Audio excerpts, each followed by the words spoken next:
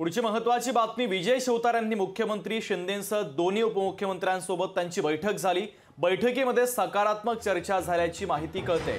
शिवतारे आज पत्रकार परिषद देखील घेणार आहे आणि याच पत्रकार परिषदेच्या माध्यमातून आता शिवतारे आपली भूमिका देखील जाहीर करणार आहे। तर शिवतारे बारामतीमधून लढण्याचा निर्णय मागे घेतात की नाही याकडे मात्र राजकीय वर्तुळाचे लक्ष आहे। तर विजय शिवतारेंनी मुख्यमंत्री शिंदेंसह दोन्ही उपमुख्यमंत्र्यांची भेट घेतली, त्यांच्यामध्ये एक महत्त्वाची बैठक देखील पार पडली।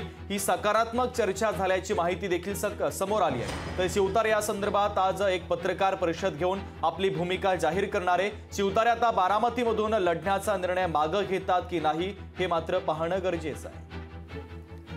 स्वप्नील जाधव आपले प्रतिनिधी आपल्यासोबत जोडले जातात, त्यांच्याकडनं या बातमीच्या संदर्भातले अधिकचे अपडेट घेऊयात। स्वप्नील, विजय शिवतारे गेल्या काही दिवसांपासून चर्चेत आले। मुख्यमंत्री शिंदेंसह दोन्ही उपमुख्यमंत्र्यांसोबत त्यांनी बैठक घेतली। या बैठकीत सकारात्मक चर्चा झाली आहे। सगळ्यात महत्त्वाचा मुद्दा तो बारामतीच्या संदर्भातला आहे। आज ते पत्रकार परिषद घेणारे, बारामतीच्या संदर्भात निवडणूक लढणार की नाही याची स्पष्टोक्ती आज ते करण्याची शक्यता आहे। अधिकचे अपडेट नेमके काय मिळतात?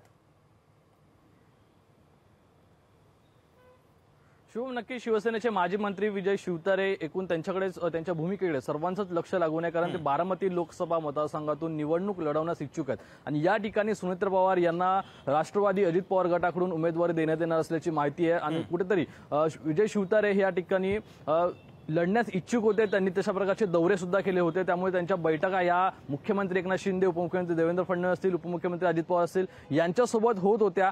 काल सुद्धा एक उशिरा रात्री वर्षा निवासस्थानी बैठक झाली। या बैठकीला मुख्यमंत्री एकनाथ शिंदे होते आणि दोन्ही उपमुख्यमंत्री होते। प्रामुख्याने पुरंदर तालुक्यातील नागरिकांच्या समस्यांसंदर्भात चर्चा झाली असल्याची माहिती विजय शिवतारे यांनी दिलेली आहे। दरम्यान या समस्यांवरती तोडगा काढण्यात आलेला आहे। मात्र या संदर्भात खरं तर लोकसभेसंदर्भात सुद्धा निर्णय आणि एक या ठिकाणी चर्चा झाली असल्याची माहिती समोर आलेली आहे। त्यामुळे विजय शिवतारे जे कालच्या बैठकीमध्ये काय काय निर्णय घेतले किंवा काय काय चर्चा झाली या संदर्भात आपली भूमिका मांडणार, त्यासाठी ते पत्रकार परिषद घेणार आहेत आणि या पत्रकार परिषदेमधून ते बारामती लोकसभा मतदारसंघातून निवडणूक लढवणार की नाही लढवणार याबद्दल भूमिका व्यक्त करणार आहेत। नक्की त्यांची भूमिका काय असणार आहे याकडे सर्वांचं लक्ष लागलेलं आहे। परंतु ज्याप्रमाणे काल त्यांनी मुख्यमंत्री एकनाथ शिंदे आणि उपमुख्यमंत्री देवेंद्र फडणवीस तसेच उपमुख्यमंत्री अजित पवार यांच्यासोबत जी चर्चा केली ती चर्चा कुठेतरी यशस्वी झाली असं दिसतं आणि आज कुठेतरी विजय शिवतारे हे पत्रकार परिषदेतून माघार घेतील, निवडणूक लढवण्यास माघार घेतील असं एकंदरीत दिसतंय। त्यामुळे